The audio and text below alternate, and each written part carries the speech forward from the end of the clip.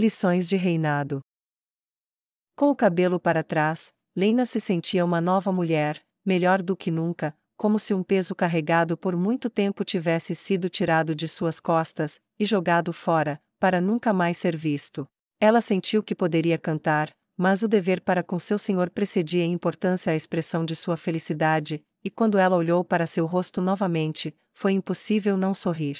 Ainz graciosamente permitiu que ela se divertisse olhando para si mesma por um tempo, supondo que seus anos de espera merecessem pelo menos um olhar inicial de comemoração. Nossa primeira visita. Ainz disse, atraindo seus olhos para ele. Será para o imperador, eu acredito que ele deve ser o primeiro humano a vê-la como você é agora, já que é por isso que ele a enviou para mim. Depois disso, estaremos caminhando por Arvintar, curtindo a capital. Ainz disse, sua voz ansiosa enquanto imaginava a alegria de escapar de sua papelada, e ter uma desculpa válida para isso.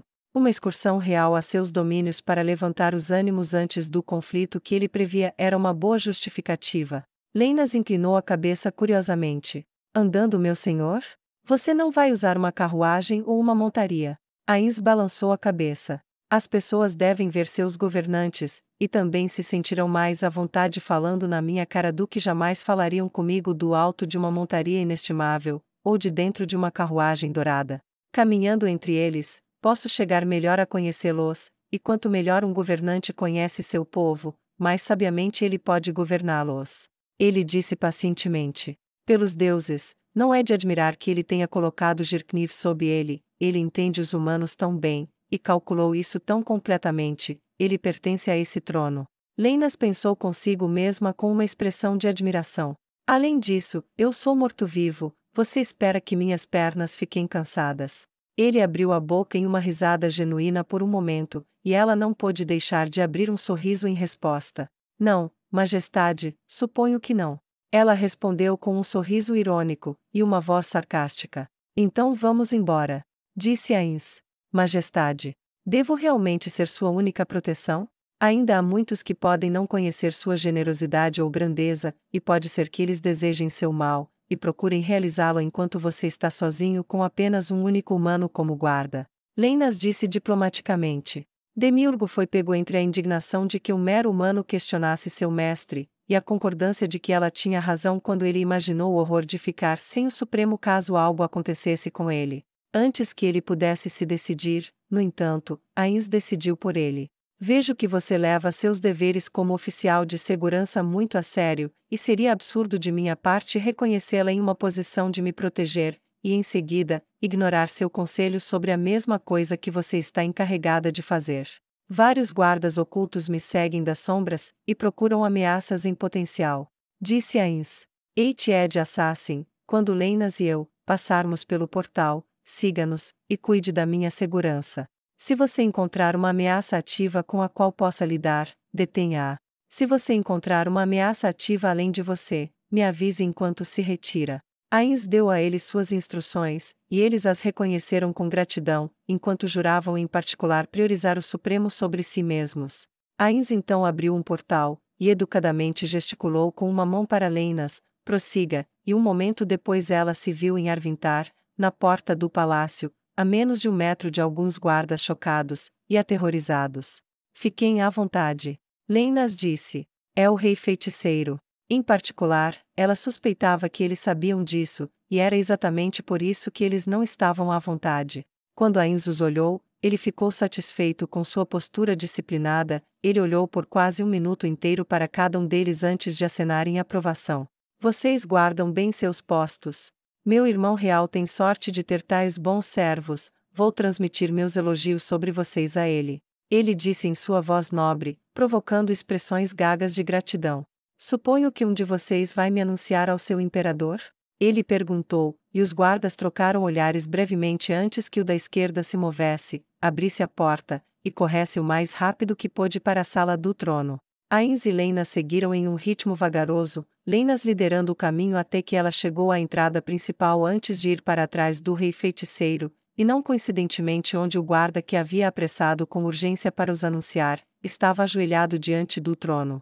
Girkniv, por sua vez, já havia se levantado de acordo com o protocolo, e desceu de seu trono, passou pelo guarda, e se ajoelhou diante do rei feiticeiro, que rapidamente o mandou se levantar. Levante, meu irmão real, é bom vê-lo novamente. Ains disse, e colocou sua mão esquelética nos ombros do imperador. É claro que você conhece Leinas. Disse Ains, ficando de lado, e gesticulando para a bela loira de rosto nu, enquanto ela avançava enquanto ele a reconhecia. Girkniv já havia começado a se levantar, e permitiu uma pequena sugestão de sorriso em seu rosto. Você conseguiu o seu desejo. Ele disse simplesmente. Custou-me tudo, o que significa que não me custou nada, e deu-me tudo o que eu queria. Ela disse com um sorriso próprio.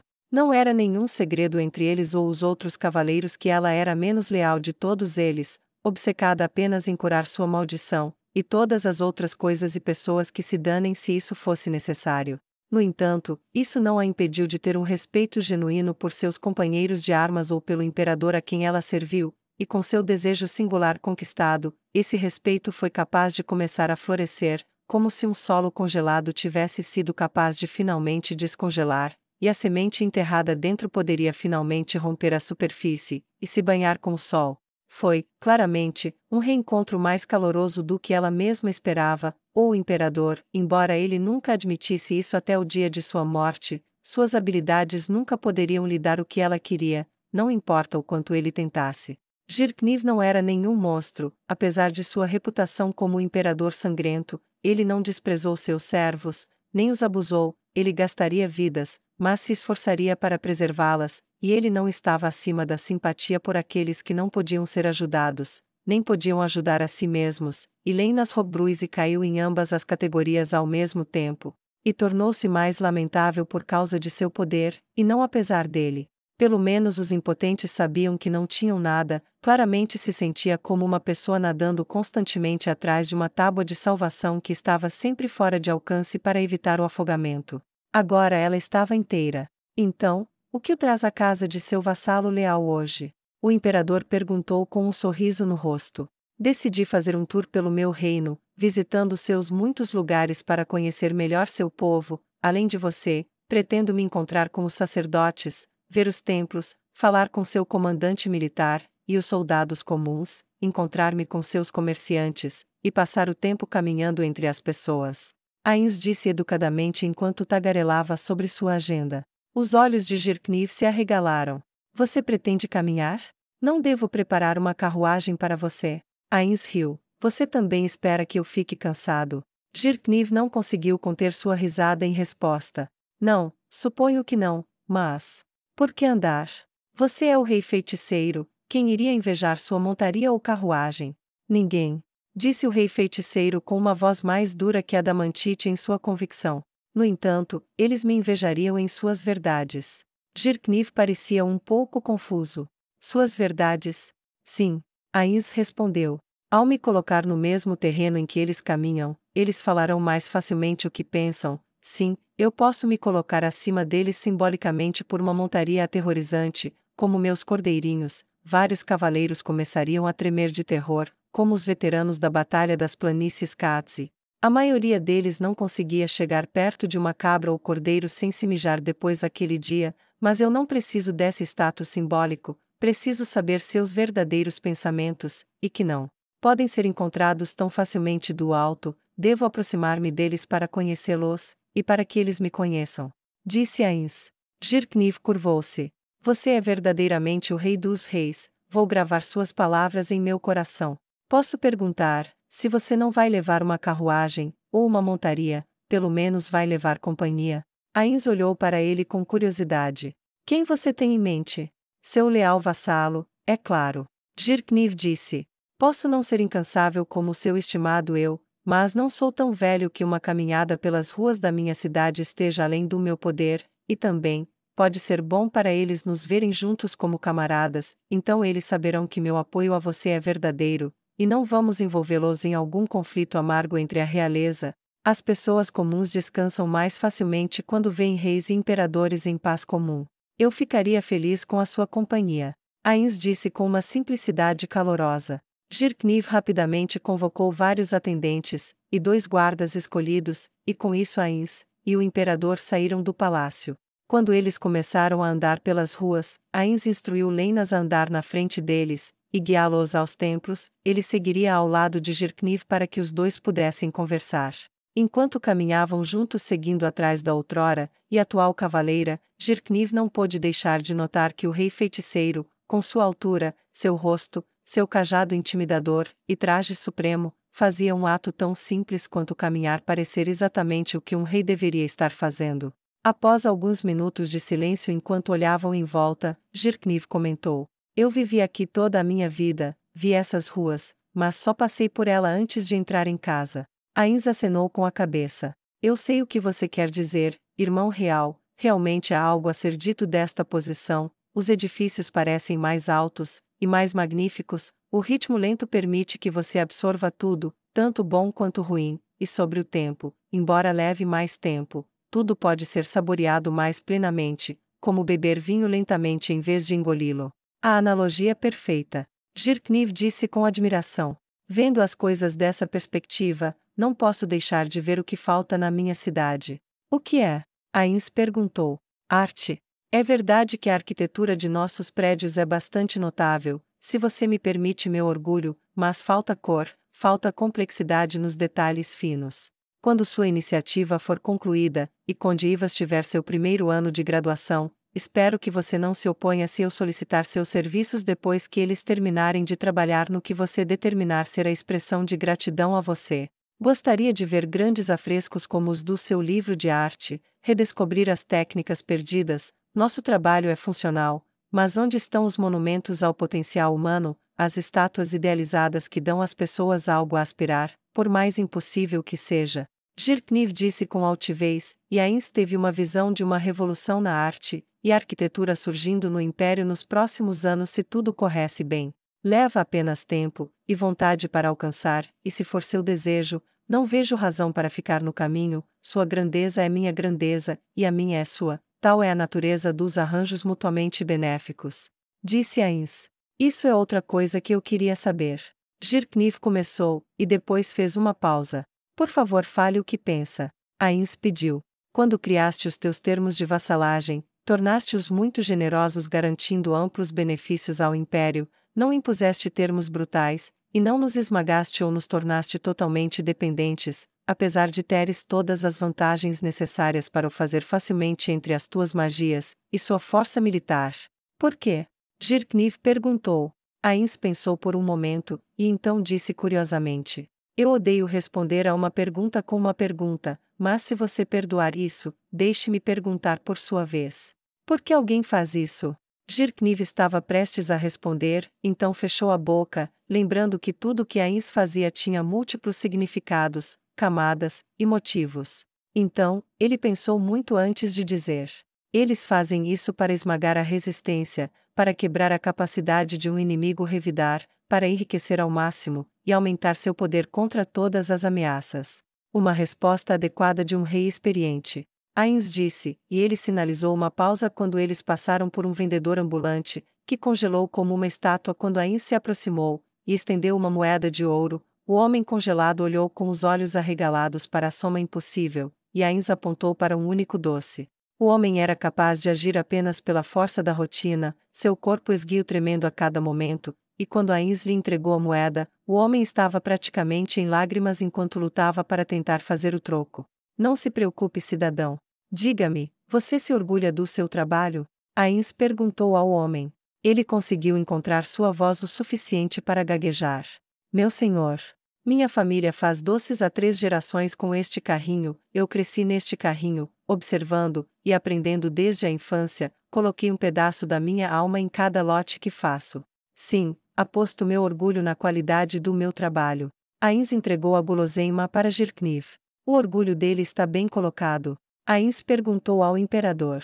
O imperador ficou curioso sobre o curso disso, e movido por sua curiosidade, deu uma mordida. O sabor explodiu em sua boca, doçura, acidez, um calor amanteigado se espalhou por sua boca enquanto um sabor quente de queijo cremoso fluía por sua língua. Quando ele terminou a guloseima, ele disse: "Seu orgulho está bem colocado." O padeiro camponês ajoelhou-se imediatamente diante dos monarcas, com lágrimas nos olhos pelo elogio. Direi a cada geração de filhos que viverei para ver, que você elogiou meu trabalho, meu senhor. Isso lhes dará algo a que aspirar.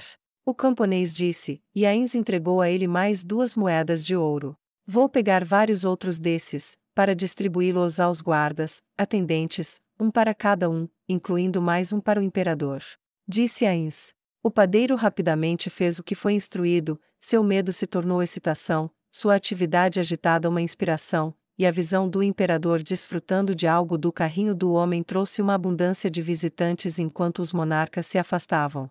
Quando eles avançaram a uma curta distância, Ains parou, e se virou, e apontou para o carrinho. Ele vai fazer bons negócios agora, não vai? Ele perguntou. Jirkni foi forçado a concordar. E ele merece, vou trazê-lo ao palácio com frequência suficiente para engordar toda a corte se eu não for cuidadoso. Ele riu com um pouco de humor autodepreciativo. Agora, você acha que a lealdade dele desapareceu, diminuiu, ou aumentou? Ains perguntou. Aumentou, disse Jirkniv. Se tivéssemos confiscado seus bens, o ameaçado, ou o arruinado de outra forma, você acha que seria capaz de continuar a usufruir do trabalho dele? Você acha que apreciaria mais esses doces? Ains perguntou. Não, na verdade não. Jirkniv disse. Ele pode partir para outro lugar, ou pode se esconder, ou simplesmente não se esforçaria como antes, e a qualidade diminuiria. Ele disse, uma compreensão surgindo lentamente vindo sobre ele. Os inimigos são destruídos quando se tornam amigos, quando dois trabalham juntos para ganho mútuo. A inimizade não precisa existir, e a irmandade cresce, o ganho mútuo, e a cooperação são quase sempre mais benéficos do que a simples conquista. Suponha que eu tivesse despachado meu exército, e usado minha magia, e esmagado o império, qual seria o estado desta terra? Ains perguntou. Arruinada, e ressentida. Jirkniv disse com certeza absoluta. No entanto, agora você é um vassalo leal, seu império prospera, minha riqueza cresce, seu povo prospera, não estamos ambos em melhor situação? Ains perguntou. Nós estamos. Jirkniv disse. Eu começo a entender. Eu não poderia comer o doce 2 vezes se destruísse seu criador pegando o que é seu à força, da mesma forma se você tivesse nos arruinado com termos terríveis, estaríamos quebrados, e ressentidos, e na pior das hipóteses, você governaria apenas as cinzas. De fato, prefiro me cercar de aliados, e amigos a me cercar de inimigos ressentidos. Ains disse simplesmente. Um empreendimento sem coração com um povo que odeia fazer parte dele, não merece perdurar. Prefiro uma regra em que as pessoas sejam gratas pela maneira como vivem, e desejam que o mundo que conhecem perdure como é em suas vidas por milhares de gerações. Ains continuou. Essa soma é a definição de um rei, eu acho, embora nunca tenha considerado a questão como você. Jirkniv respondeu. Estou grato pela lição. Meu senhor, chegamos ao grande templo. Leinas disse, e os dois olharam para frente. O nome condiz com o lugar. Disse Ains. Vamos entrar? Ele perguntou. Depois de você, meu senhor. Jirkniv disse com uma reverência, e com um passo nobre, o rei morto-vivo começou a subir os degraus do templo, a casa de todos os grandes deuses do império, estava prestes a ser adentrado pelo deus da realeza.